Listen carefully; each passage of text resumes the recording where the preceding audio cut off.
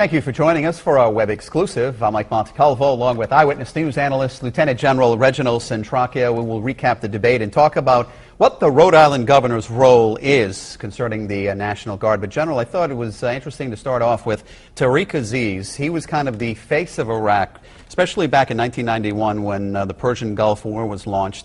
And then again in 2003 when the Iraqi war was launched. He was really the face of what was going on, and now he has been sentenced to be executed. Yep. You know, it's amazing how things can change over a several-year period.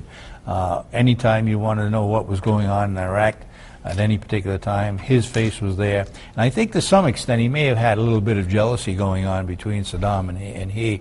Not only during the first Gulf War, but certainly during later on when the Iraqi war itself started to take place. So you never know what goes on behind the scenes, but certainly I don't think there was any love lost in the later years. Well, it's interesting you say that because depending on what theory that you believe in, he was meeting with James Baker, he was meeting with the Pope, and some thought that Saddam did not like that he was getting friendly with the other side. Yeah, I think you're right. You know, I think when you look at Saddam, I think he has somewhat of a inferiority complex, and he had, in fact, have the limelight at all times. And when he thought someone else was perhaps getting a little bit more than he, or he was doing some negotiating, as he perceived it, probably didn't set well. So there was some friction there, I think, back in 1991 as well as 2001 and 2 and 3. Well, Tariq Aziz is scheduled to die by hanging for the persecution of members of the Shiite religion. He's 74 years old. He has suffered many strokes. Are you surprised now that it's taken so long for them to put him on trial and find him guilty for this? Yes, I am, especially when you saw how quickly it went with Saddam himself. But I guess when you get closer to a democracy, as they're trying to, then you have all kinds of appeal process, and that's exactly what's happening. Now, he received the death penalty this past couple of days, but there's also an appeal period that his lawyer could, in fact, partake of. And if that's the case, then we could see maybe 6 months more before the actual execution takes place, if it does. Well, there's no scheduled date, and he's actually getting some support from the Vatican in all of this, too. So it kind of goes back to the point of his relationship back in the early 2000s. Yeah, it's amazing. When you look at things as they unfold, you never see really what's behind the scenes. And right now you have, how could you possibly have the Vatican backing someone who committed murder? But at the same time, I guess you have to understand both religions and where they're both coming from as to what is best. And of course, when you have a pope who was shot and he forgives the individual who shot him, you have to look at that as the one who has not directly confronted him, but I guess is a matter of what is best from that particular point of view as that religion pertains to the Pope as well as Aziz. Probably I need to clarify this. I would say the backing, they're asking the Iraqi government not to have him executed. Yeah. They want him put in prison. And you look back, General, even back to 1991 when we went in for the Persian Gulf, and was it about oil, liberating Kuwait? What would have happened if we took care of Saddam at that point? Where would we be today? And, with his name coming up in the news this week, kind of brings those memories back. I think had we gone further than we did in Kuwait by taking Saddam out of Kuwait, had we gone all the way to Baghdad and taken him out of power, I think we would have seen a lot less, certainly a lot of less casualties than we did. And I think there would have been a better acceptance by the Iraqi people. And you would have had an opportunity to take advantage and leverage the existing government in Iraq and keep that in the integrity the best you could, as well as to have it expand its own ability to maintain its own sovereignty. But having come back from that and go back in again, now you have a different mission to take out the government itself. And therefore, we saw what's happening as we speak. Well, the original mission for Bush Sr. was not taking Saddam Hussein out. What would have happened if he defied the United Nations? Well, I think you'd have been on your own. But on the other hand, the United Nations gives us a resolution. We comply with it, and yet we're the only ones complying with the resolution. So I think at the same time, if the United States felt it was to our own national security, we would have gone in and we would have told the United Nations that's the way it is, because we're paying the bill anyway. Obviously, we can't play Monday morning quarterback and go That's back correct. in history to see what happens. Also, that's developing this week, General, is Iran is loading rods for the first time at a nuclear plant. We're hearing that. We're also hearing that they're sending money now to Afghanistan. We're supposed to be on friendly terms right now with Afghanistan. We're finding out that they're accepting money from Iran. Where do we go from here? We're going to find one heck of a challenge over the next several months, if not year, because as we see, there's more openness from Karzai to say, look, you know, we want to be friends with Iran. Iran is in fact influencing the next government of Afghanistan.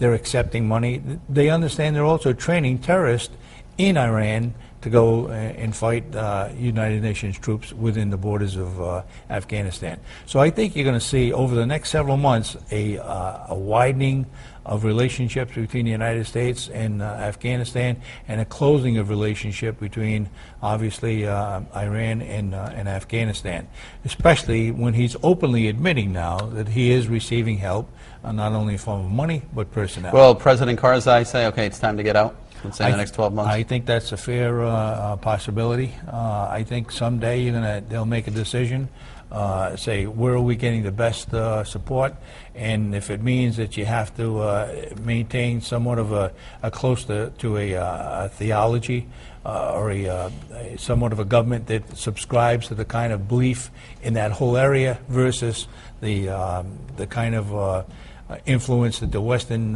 civilization has in that area, you put that on a scale, and I think we're probably going to find ourselves being asked to leave over the next several years. All right, closer to home, the Navy is about to break ground probably sometime next week on a new building program in Newport. This is the result of something that's been brewing now, General, I guess, since 2005. Yeah, the BRAC, which is the Base Realignment and Closure System, which didn't really affect Rhode Island much. In fact, Rhode Island benefited to some extent. This means there will be a new OCS program, Officer Candidate School, going into Newport, which would be tremendous, as well as within Newark itself. They're taking several of those existing buildings and improving on them and coming up with a new protocol and a system for submarine warfare. Does this affect the Guard, too? Well, the Guard has been in the same BRAC scenario, and we didn't get hit the last go-around either.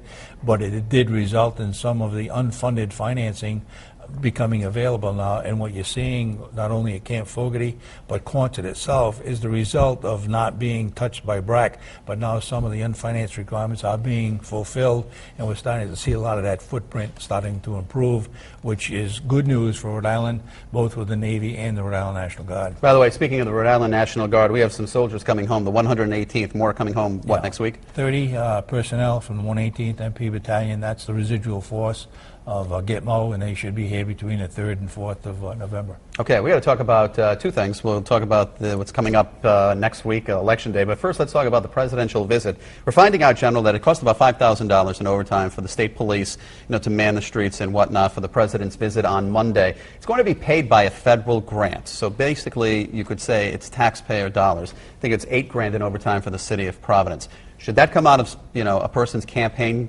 fund, because he did come for a fundraiser and not, let's say, to check out the Warwick Mall because of the historic floods? Yeah, but if you look at on the front end of the visit, he made a trip to Woonsocket, and that allegedly was in reference to looking at small businesses and using that as an example. So you're saying that's how he's covering this? I think so. I think the majority of it was covered probably because he came here on the front end looking at a business, and then it went into a fundraiser. So if you could be that definitive in slicing it up, you'd probably see that some of the funds came out of the campaign, some of the funds didn't, some will come out of the package as it relates to state police coverage, but also the local towns and cities obviously had to come up with some overtime and all of the logistics that it took to make that visit possible. So the question is, should it have come out of campaign or should it have come out of the operating budget? I think the majority of it should have come out of the campaign because that's why he was here. But that small slice as it relates to Woonsocket perhaps should come from where it is coming, and that's to support the state police and getting him to Woonsocket to begin with and back to Providence. Now, once he got back to Providence, that started the fundraiser time frame. if you can split it that way. Well, we're going to see President Clinton coming to town on Halloween for Frank Caprio. Let's talk quickly about the election coming up. We're less than a week away. We focused a lot when 2 years ago, the presidential election, that he was the commander-in-chief. Kind of similar, obviously, for the governor. You had mentioned that good presidents usually are governors at one time. That's correct. And this, in Rhode Island, it's called the Captain General Commander-in-Chief, meaning that during times of either disaster or when the governor declares a state of emergency, he then in fact becomes the commander-in-chief of the Rhode Island National Guard, meaning that now he assumes the position of the commander-in-chief versus the adjutant general. But the adjutant general is always obviously answerable to the governor. But that means, in essence, that he has full command and control over the National Guard and is able to use that in the best interest of public safety, regardless of whether it's a man-made disaster or a natural disaster. So his role as the commander-in-chief must be to know the integrity of the Guard, what the resources are, how it's paid for, especially a governor needs to make a decision as to where the money's going to come from.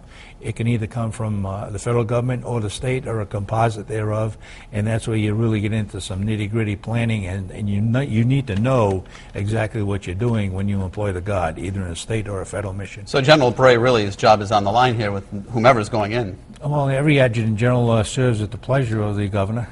You serve every 4 years, and you serve at the pleasure. There's no contract, there's no stipulation that you will be maintained.